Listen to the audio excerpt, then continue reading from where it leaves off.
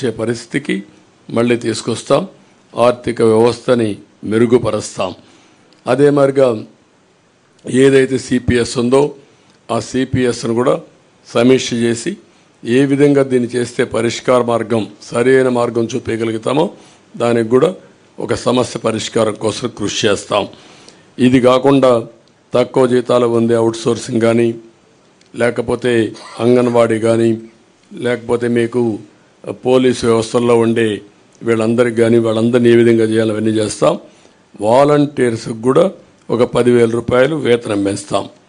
పాడి పరిశ్రమ స్వయం ఉపాధికి ఉపయోగపడుతుంది. దీన్ని కూడా పెద్ద ఎత్తున అభివృద్ధి చేస్తాం.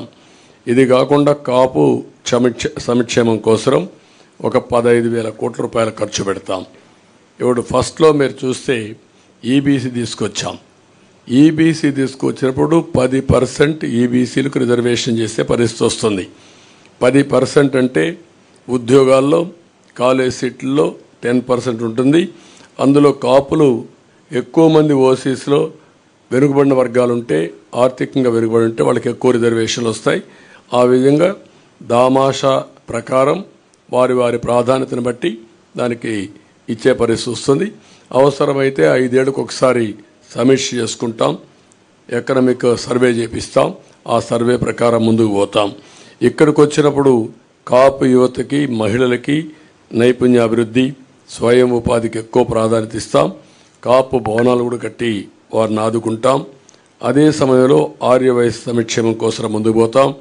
క్షత్రియ సంక్షేమం, అగ్రవర్ణాల్లో ఉండే ఇతర పేదలకు కూడా న్యాయం చేయడం, ఇవి చేస్తూనే ఈరోజు ప్రత్యేక కార్పొరేషన్ ఏర్పాటు చేసి ఎక్కడికక్కడ ఇవన్నీ ముందుకు తీసుకుపోతాం. ఇంకొక పక్క పెన్షన్ కూడా మొన్నే అనౌన్స్ చేశాం. 4,000 రూపాయలు పెన్షన్ ఇస్తున్నాం. అది కూడా ఏప్రిల్ నుంచి ఇస్తాం. పెంచిన పింఛను ఏప్రిల్ నుంచి ఇచ్చి, ఇంకొక పక్కన వికలాంగులకి, దివ్యాంగులకి 6,000 రూపాయలు ఇస్తాం. వైకల్పానికి పూర్తిగా అంటే 2 కాళ్ళు చేతులు లేకుండా అవస్థపడే వాళ్ళకి 15,000 రూపాయలు ఇస్తాం. కిడ్నీ, తలసేమియా వంటి దీర్ఘ వ్యాధులు ఉండే వాళ్ళకి 10,000 రూపాయలు పింఛన్ ఇస్తున్నాం. ఇది కాకుండా 2 సెంట్లు ఇంటి జాగా గ్రామీణ పట్టణ ప్రాంతాల్లో, గ్రామాల్లో 3 సెంట్లు ఇస్తాం. ఇవి కాకుండా మీరు ఒకసారి చూస్తే ఇప్పటికే మంజూరైన పట్టాలకు ఇళ్ళు కట్టిస్తాం.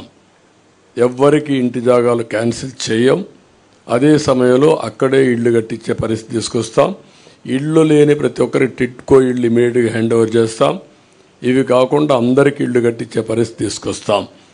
ఎస్సీ ఎస్టీ సంక్షేమానికి కట్టుబడి ఉన్నాం.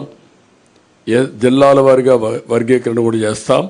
ఎస్సీ ఎస్టీలకు 50 సంవత్సరాలకే పింఛన్ ఇస్తాం. సప్లాన్ నిధులు వారి అభివృద్ధి కోసమే ఖర్చు పెడతాం. ఏజెన్సీలో ఆదివాసీ